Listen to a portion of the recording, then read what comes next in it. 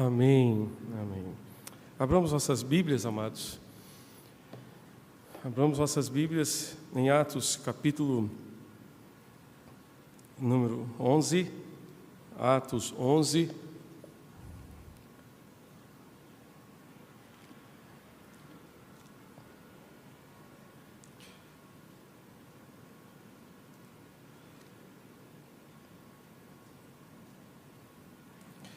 A partir do verso 19 até o verso 26,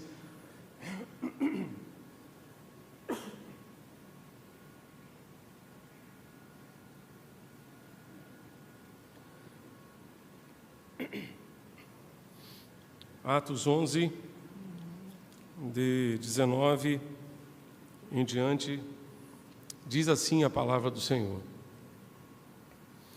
Os que foram dispersos a partir da perseguição que começou com a morte de Estevão, se espalharam até a Fenícia, Chipre e Antioquia, não anunciando a palavra a ninguém que não fosse judeu. Alguns deles, porém, que eram de Chipre e de Cirene, e que foram até Antioquia, falavam também aos gregos, anunciando-lhes o evangelho do Senhor Jesus. A mão do Senhor estava com eles, e muitos crendo se converteram ao Senhor.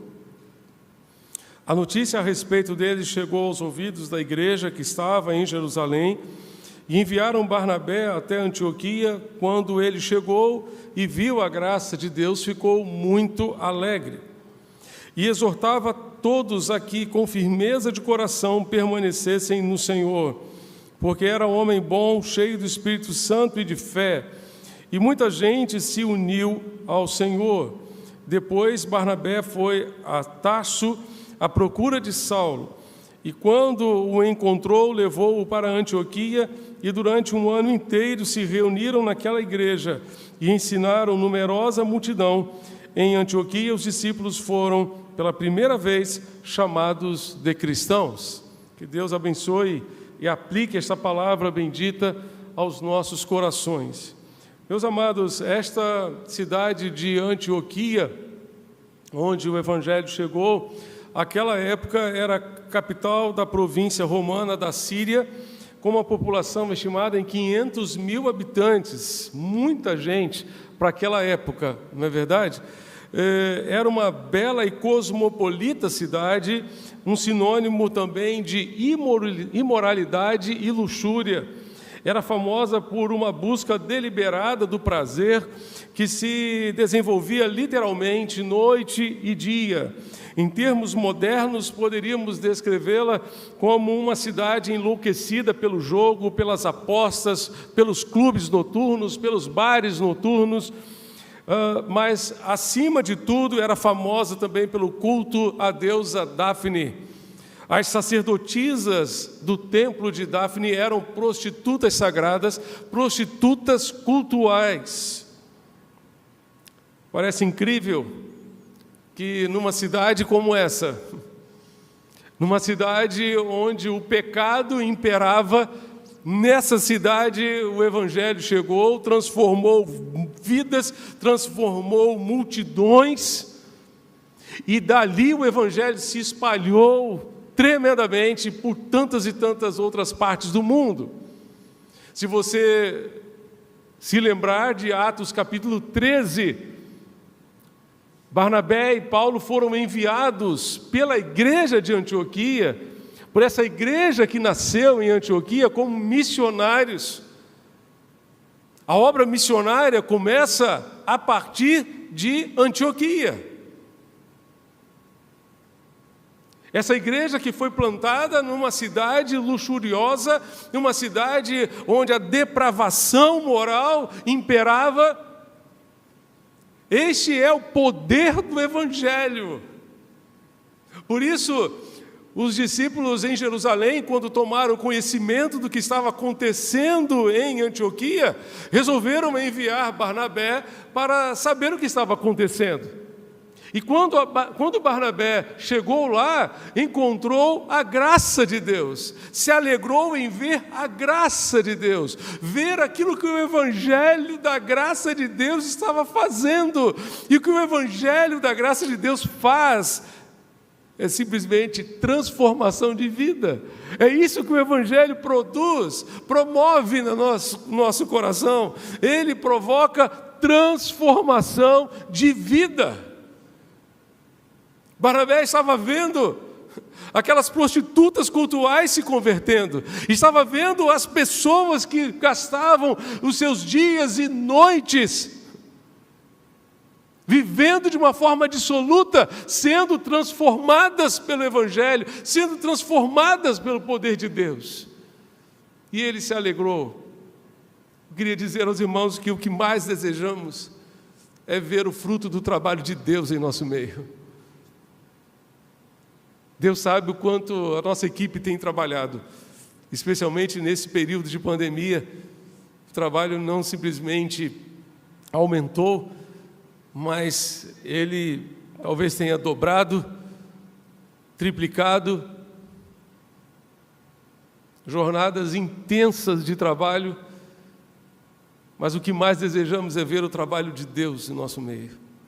Transformar vidas é algo que só Deus pode fazer. Eu não posso fazer, você não pode fazer, só Deus pode fazer. Isso é obra de Jesus, é obra da graça de Deus, é obra do Evangelho de Jesus. E isso aconteceu na cidade de Antioquia. Para que vejamos a graça de Deus manifesta em nosso meio, para que vejamos a graça de Deus manifesta na cidade do Recife, para que vejamos a graça de Deus manifesta entre nós, nós precisamos fazer como Barnabé e Saulo, fazer como aqueles servos de Deus fizeram no passado. Barnabé foi um homem generoso, um homem que havia vendido um campo para apanhar o produto dessa venda e distribuir entre os pobres, um homem cheio do Espírito de Deus, um homem bom, um homem bom. Certa vez, lá na cidade de Itaguaí, no seminário onde meu pai dava aulas, ele fez essa pergunta aos alunos: vocês conhecem, podem dizer que vocês conhecem um homem bom? Um homem bom? E aí um aluno levantou e disse: eu conheço. Por coincidência, ele estava se referindo a uma pessoa que eu também conhecia, que era minha ovelha. E eu disse ao meu pai: ele estava certo.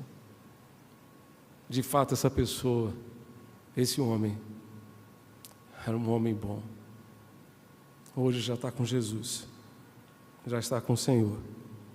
Mas eu conheci um homem bom. Eu conheci um homem bom. Esse homem bom, chamado Barnabé, foi instrumento de Deus ali em Antioquia, juntamente com Saulo. E para que vejamos a graça de Deus manifesta aqui na nossa cidade, nós precisamos aprender alguns princípios aqui com esses irmãos. Primeiramente, precisamos sair da nossa zona de conforto. Precisamos ter a disposição de sair da nossa zona de conforto. Verso 19 do texto, mantenha a sua Bíblia aberta, em Atos 26, verso 19. Os que foram dispersos chegaram a Antioquia. Os que foram dispersos por causa da tribulação. Deus havia dado, através de seu Filho Jesus, uma ordem à igreja. Qual era a ordem? Que eles deveriam ser testemunhas, tanto em Jerusalém como em toda a Judéia, Samaria e até os confins da terra. Entretanto, apesar de terem recebido esta ordem, a igreja se enclausurou, ficou no seu espaço, não queria sair da sua cidade, não queria sair da sua Jerusalém. Mas Jesus havia dado uma ordem à igreja que o evangelho deveria se espalhar. E por isso ele permitiu a tribulação da perseguição, para que os cristãos pudessem se espalhar por todo o mundo, e espalhados pelo mundo pudessem levar a mensagem de salvação, pudessem levar Jesus às pessoas. Deus permitiu a perseguição, como tem permitido a Covid hoje, tem permitido esta pandemia terrível em nosso meio. Foi uma grande surpresa para mim, para você, vivermos esta realidade a partir de março do ano passado, mas não foi surpresa para Deus. Deus muitas e muitas vezes vai usar situações dolorosas na nossa vida para nos dizer algo, para ministrar algo ao nosso coração. C.S. Lewis disse que o sofrimento é o megafone de Deus ao mundo surdo. Nós precisamos atentar para aquilo que Deus tem a nos dizer e quais são as lições que nós precisamos aprender com esta pandemia. Uma delas é que nós precisamos ter a disposição de sair da nossa zona de conforto. Aquela perseguição foi um instrumento de Deus para que o Evangelho se espalhasse, para que mais e mais vidas alcançassem, se voltassem para Deus e fossem alcançadas pela graça do Senhor. Hoje Deus quer usar a mim e a você, Deus quer usar a cada um de nós para que a graça de Deus alcance muitas outras pessoas. A águia empurra os seus filhotes para fora do ninho, a fim de que eles não se acomodem debaixo das suas asas e estejam sempre dependentes dos seus cuidados. Deus tem nos empurrado para fora do nosso ninho. Esta pandemia fez com que nós estivéssemos com o nosso templo fechado durante algum tempo e estivéssemos lá fora, porque o lugar onde Deus quer que nós sejamos discípulos é lá fora. É lá onde Deus colocou você. Deus deseja que a graça de Deus alcance essas pessoas lá fora, então nós não podemos viver acomodados à nossa zona de conforto. Charles Swindoll disse que se nós queremos viver além da mediocridade, precisamos pedir a Deus coragem para sair da nossa zona de conforto. Se queremos viver além da mediocridade, precisamos pedir a Deus que nos ajude a viver de fato todos os seus propósitos, tudo aquilo que Ele tem reservado para cada um de nós. Mas em segundo lugar, para que a graça de Deus se manifeste na nossa cidade, precisamos da participação de todos. Muitas vezes esperamos que a graça de Deus se espalhe pela obra dos pastores, dos líderes da igreja. Não foi assim em Antioquia. Você sabe os nomes das pessoas que levaram o Evangelho para Antioquia? Você não sabe, eu não sei, ninguém sabe, porque Lucas não mencionou os nomes deles. Cristãos anônimos saíram de Jerusalém e levaram o Evangelho a Antioquia. Cristãos dos quais nós não sabemos sequer o nome, levaram o Evangelho a Antioquia. William Barclay disse que uma das tragédias da igreja foi sempre que os homens queriam ser vistos, agradecidos e engrandecidos, elogiados quando faziam algo que consideravam valioso. O que a igreja necessitou sempre, possivelmente mais do que qualquer outra coisa, é de gente que faça a sua tarefa sem se preocupar com reconhecimento, com placas de reconhecimento e tantas outras coisas que poderiam gerar um culto ao próprio ego. Pode ser que aqueles homens não tenham tido seus nomes escritos no livro da história, mas tiveram certamente seus nomes escritos no livro da vida, e isso é o que importa.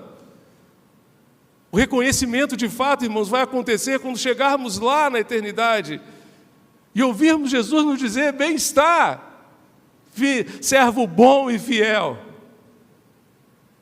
Sobre o pouco foste fiel, sobre o muito te colocarei.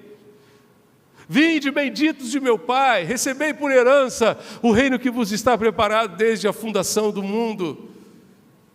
Quer recompensa maior do que essa? Quer reconhecimento melhor do que esse? Quer bênção maior do que esta? Barnabé chegou em Antioquia depois que aqueles irmãos anônimos chegaram. A graça de Deus não vai se manifestar em todos os lugares se depender apenas do trabalho da liderança da igreja. Sabe por quê, meu irmão? Porque lá na sua repartição pública, quem está lá é você. Na sua sala de aula, quem está é você. No seu hospital, quem está é você. Na sua vizinhança, quem está é você. Dentro da sua casa, no contexto da sua família, quem está é você. Não é o líder da igreja, não é o pastor da igreja. E é você que Deus quer usar para que a graça de Deus seja manifesta na sua família, na sua vizinhança, na sua repartição pública, no seu hospital, na sua sala de aula, onde quer que você esteja. A maior força de expansão do Evangelho está na dedicação de cada um à obra que é de todos nós. Mas para que a graça de Deus se manifeste na nossa cidade, precisamos também de autenticidade no cristianismo que professamos. Precisamos ser cristãos autênticos. Volte comigo ao texto no capítulo 11 de Atos, verso 26. Lucas vai dizer que em Antioquia, está lá no final do verso 26, em Antioquia os discípulos foram pela primeira vez chamados de cristãos. Naquela cidade depravada, naquela cidade entregue à luxúria, entregue à depravação moral, o Evangelho chegou, a graça de Deus se manifestou, vidas foram transformadas. Aquelas pessoas começaram a viver os ensinos do Evangelho, começaram a viver os preceitos da palavra de Deus, começaram a viver Cristo. Paulo disse aos Filipenses: para mim o viver é Cristo, nada mais, e morrer é lucro. Mas para mim o viver é Cristo. Os cristãos daquela cidade começaram a viver Cristo de uma maneira tão intensa que eles passaram a ser chamados de cristãos, de uma forma de zombaria, tentando zombar deles, de uma forma depreciativa. Barclay diz que os cristãos, entretanto, tomaram o mote e o converteram em uma palavra que todo mundo chegaria a conhecer. Por meio de suas palavras, ou melhor, por meio de suas vidas, converteram este nome que deixou de ser depreciativo para significar coragem, amor por virtudes admiradas por todos os homens. Mas Warren Wiersbe diz que, infelizmente, a palavra cristão perdeu muito do seu significado, seu sentido ao longo dos séculos. E não quer dizer mais aquele que deixou o pecado e creu em Jesus e recebeu a salvação. Muita gente que não nasceu de novo diz que é cristão hoje. Talvez porque esteja na moda ser cristão. Mas é preciso, certamente, entender o que nos diferencia. Tem gente que acha que é cristã simplesmente porque frequenta os cultos com regularidade e talvez até porque contribui financeiramente com a igreja, mas é preciso muito mais do que isso para ser um cristão. É preciso arrependimento do pecado, é preciso fé em Jesus Cristo, que morreu pelos nossos pecados. David Fuller fez uma afirmação bem interessante. Ele perguntou certa vez: se você fosse preso sob a acusação de ser um cristão, haveria provas suficientes para condenar você? Se você fosse preso, acusado de ser um cristão, haveria provas suficientes para condená-lo? Existem provas na nossa vida de que nós somos cristãos, existem provas no nosso relacionamento, no nosso jeito de ser, de viver, que nós de fato somos cristãos. Ou simplesmente somos reconhecidos como cristãos porque carregamos uma Bíblia na nossa mão.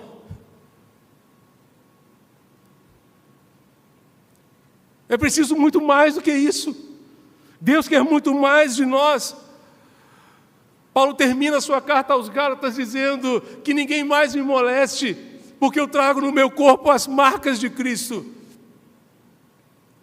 Ele trazia no seu corpo, ele trazia no seu caráter, ele trazia no seu temperamento, no seu jeito de ser, as marcas de Cristo, as marcas da graça de Deus que transformou a sua vida. Essas marcas foram impressas no seu caráter, certamente com muito sofrimento, com muita dor, mas foram impressas. E por isso ele se tornou o apóstolo que se tornou.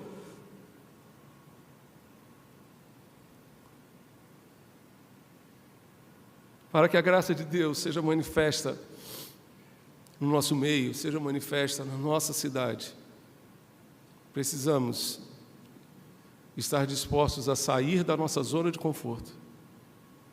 Precisamos estar dispostos a cumprir a nossa parte, onde quer que estejamos.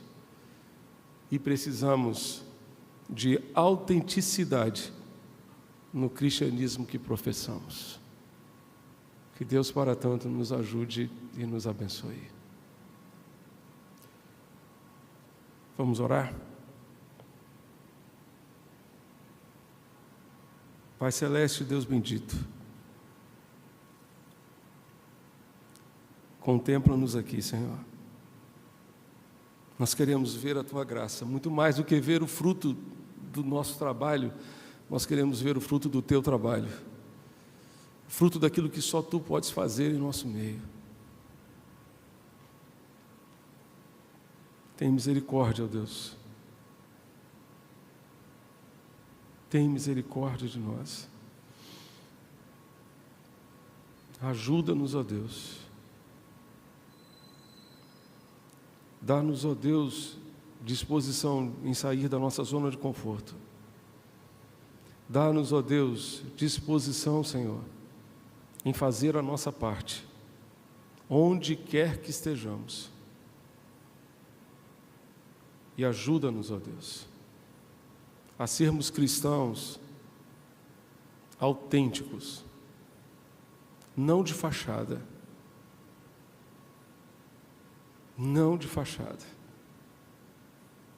mas cristãos autênticos, que possam de fato servir o Senhor como Tu queres e desejas. Em nome de Jesus, manifesta a Tua graça na cidade do Recife, a partir de cada um de nós, usando cada um de nós, que a Tua palavra, que o Teu Evangelho se espalhe na nossa cidade e que nós sejamos instrumentos em Tuas mãos para isso. Livra-nos da acomodação. Livra-nos, ó Deus, de ficarmos dando desculpas e sempre deixando para depois. E usa-nos como Tu queres e desejas, para a glória do Teu nome. Em nome de Jesus. Amém e amém. Antes de cantar o hino, permitam-me apenas acrescentar algo à nossa reflexão de hoje. Quando as pessoas olhavam para aquela multidão de pessoas que se converteu ali em Antioquia, elas conseguiam ver Cristo em suas vidas. Elas conseguiam ver Cristo. Por isso, aquelas pessoas foram chamadas de cristãs.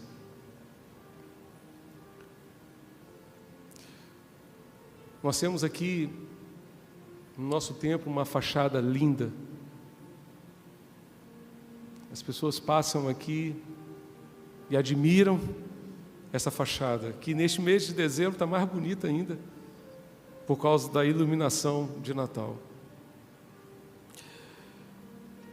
Durante algum tempo, nós desenvolvemos um trabalho na região do Parque Olímpico do Rio de Janeiro, a partir de um pequeno grupo na nossa casa. E nós começamos a nos reunir aos domingos com esses irmãos, fruto de uma congregação da igreja que pastoreava lá no Rio, dentro de um hotel. E a nossa sala de reuniões ficava no subsolo daquele hotel, no centro de convenções daquele hotel. E eu tive a oportunidade de dizer àqueles irmãos: as pessoas, quando passarem aqui fora, elas não vão encontrar o nome de uma igreja reunida aqui dentro. Elas não vão ver uma fachada aqui. Mas eu quero dizer a vocês que vocês, eu e vocês, somos a fachada. Eu e vocês somos a fachada que o mundo precisa ver, que o mundo precisa conhecer. As pessoas só vão entrar aqui, neste templo tão lindo, se elas verem a fachada de Jesus estampada no nosso caráter, estampada na nossa vida. Elas serão atraídas a este lugar, ao verem a graça de Deus transformando a nossa vida e a nossa família. Eu e você somos a fachada que a cidade de Recife precisa, para que a graça de Deus se espalhe por esta cidade, e desta cidade por muitos outros cantos deste estado querido. Que Deus para tanto nos use, nos ajude e nos abençoe.